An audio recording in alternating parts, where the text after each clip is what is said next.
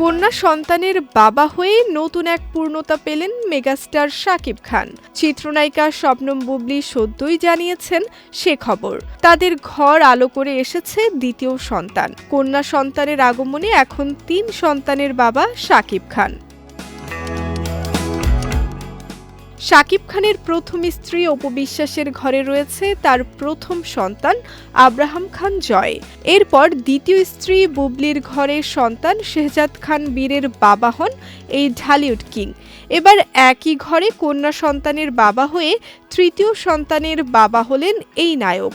সদ্যজাতের নাম রাখা হয়েছে শাকিব খানের সঙ্গে মিল রেখেই শার্লিন খান। বছর কয়েক আগে দুই স্ত্রীকে ঘিরে শাকিব খানের ব্যক্তিগত জীবন নিয়ে ব্যাপক আলোচনা শুরু হয়। গুঞ্জন ওঠে তাদের সঙ্গে তার কোনো যোগাযোগ নেই, এমনকি বিচ্ছেদও হয়ে গেছে।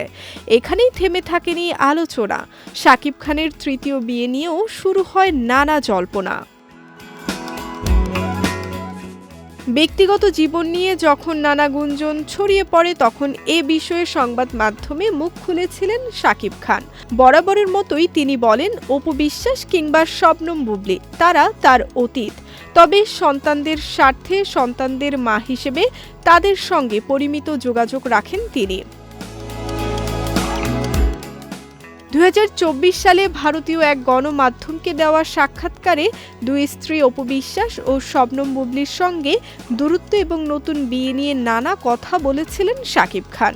দুই স্ত্রীকে অতীত উল্লেখ করে তিনি বলেন, জীবনটা একটা যাত্রা। আমার ব্যক্তিগত জীবনে ঘটে যাওয়া ঘটনাগুলো আমাকে আঘাত দিয়েছে। কোনো ভাঙনই সুখের নয়। যতটুকু হয়েছে হয়তো সেটুকুই হওয়ার ছিল।